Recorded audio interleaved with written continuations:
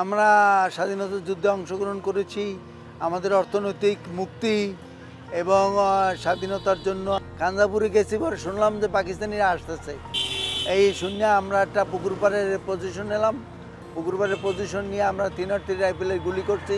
3 জন another বর্বর বাহিনীকে আমরা পরাস্ত করছি। আমরা চাই স্বাধীন দেশে সবাই সম্মতার ভিত্তিতে এটা দেশ হবে, সেই দেশে আমরা থাকব, হানাহানি থাকবে না, বিভেদ থাকবে না, এরকমটাই আমাদের আশা ছিল।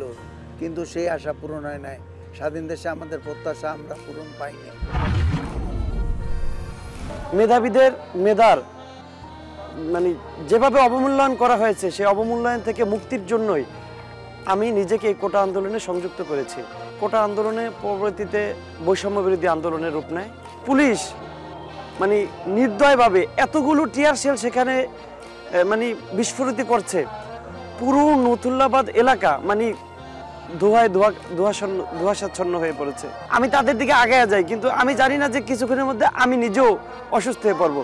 সমস্ত রাস্তায় বিপ্লবীরা নেমে আসে এবং যেটাকে আমরা গণ অভ্যুত্থান বলি, তার বাস্তব চিত্র মানে আমার এই ছোট্ট বয়সে আমি নিজের চোখে দেখতে পাই। 24শে জুলাই পরবর্তী আমাদের চাওয়া বাংলাদেশের সাম্য, ন্যায় এবং মানবিক মর্যাদা প্রতিষ্ঠিত হবে।